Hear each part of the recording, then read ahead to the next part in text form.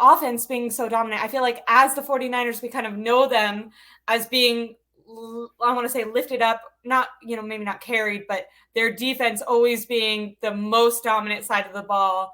And they carried. They definitely carried. Yeah. Some bad Jimmy games. Yeah.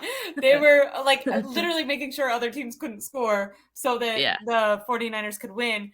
And now it's almost like the offense is, while the defense is kind of catching up, which I'm interested in this, like, part of me can see, okay, new defensive coordinator, they can improve as the season goes along, work out those kinks together. But I was kind of comparing that to, if you watch Philadelphia, they're also the only undefeated team, but when you watch them, they don't look as smooth as the 49ers. Yeah, but I have faith that they'll actually end up being like a super tough matchup. I think right now they're dealing with new coordinators, and that just takes some adjustment. So my initial feeling when watching the defense kind of need to still get in a groove, my initial feeling is like, okay, well, Steve Wilks is still feeling that out. But then also I do question, like, is there some inevitable regression that might, like, I think it was Vish or someone, I heard him say this last year, but it was like, how long can you keep up this top 5 defensive performance? How many years can you keep that going? And I think the longest team to have done it was the Seahawks, and the Niners had now done it for so many years through multiple coordinators. So I go back and forth with being like, they're definitely going to be one of the best, and they just need to kind of work out a few kinks. And, I think as Bosa goes along, he'll start getting more of those sacks, because they're getting pressure. Like, it's people try to make it seem like if you're not getting sacks, you're not making an impact. They're making huge impacts. It's just like that one extra step. So I definitely have faith that they could do that. But then I also do have that one maybe more critical side of my brain that goes, okay, well, is it possible that we do see a regression? Now, luckily, if we do, with this team scoring 30 points, maybe the offense is okay carrying that. But how do you feel about that? Do you think as it goes on, do you have that faith that they will continue to improve under Wilks? Or do you think maybe we see, even if they do continue to improve, we see a little bit of regression from how they were under Saleh and D'Amico? I mean, if you want to call it a regression, I think we could probably already call it that. But I do think that part of it can be attributed to Steve Wilks, just kind of getting used to the way it is around here. I mean, that was the benefit of D'Amico Ryan just coming in. Like, he already had been in this defense. He had already, been under Robert Saleh in the past, to know everything that he was running, and kind of knowing and the personnel enough to know, okay, this is what I want to do different. Steve Wilks is coming into it where it's like, it's not broken, so don't fix it, but also don't break it.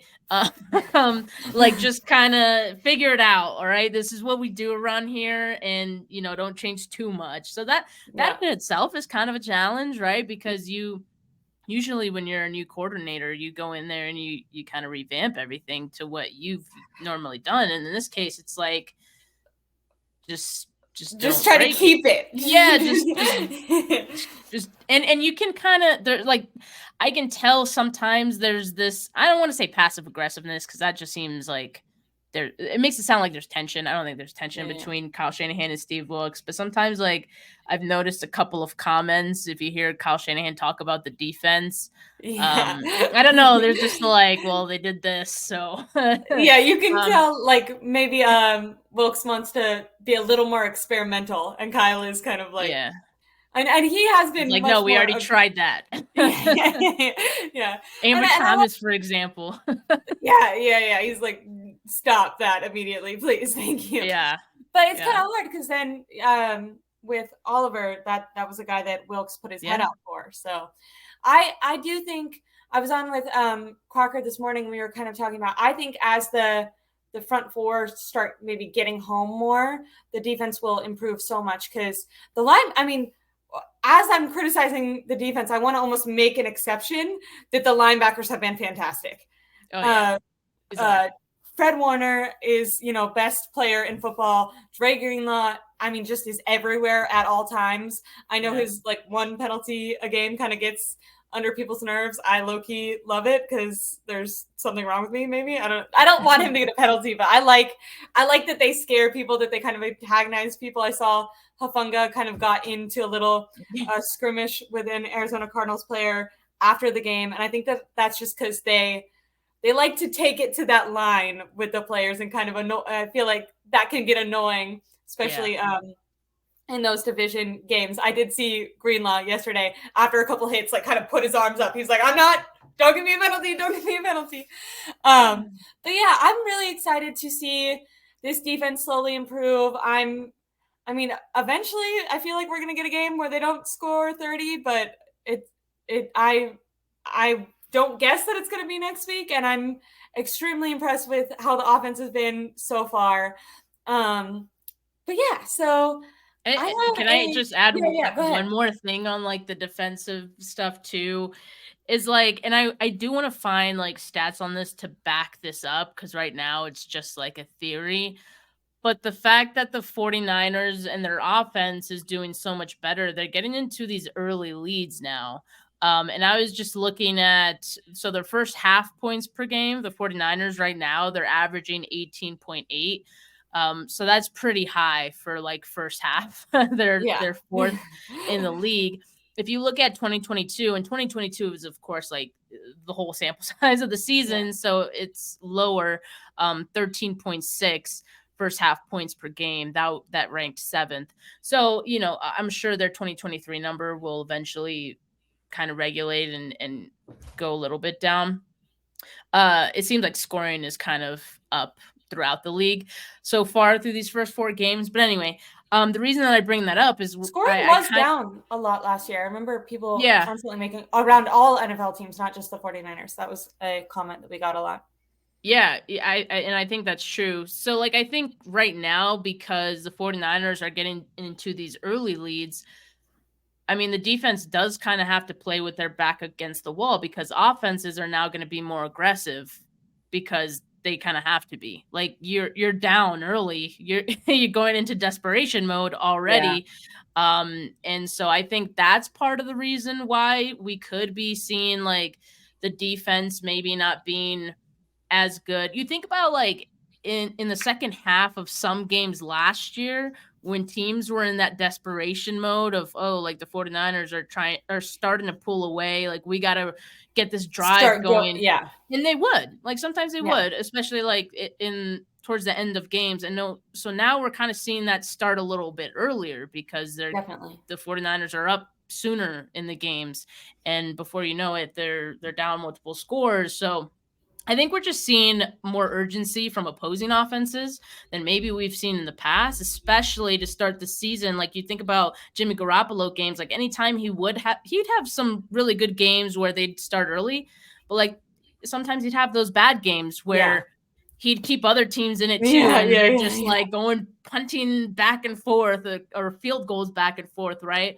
And so Broncos flashbacks. I don't think either of those teams scored more than, but like, so games like that, it kind of makes the other team not be as, I don't want to say as aggressive, but like it kind of becomes like a more it kind of becomes like a more conservative game, because at that point you're just trying not to lose. Does that make sense?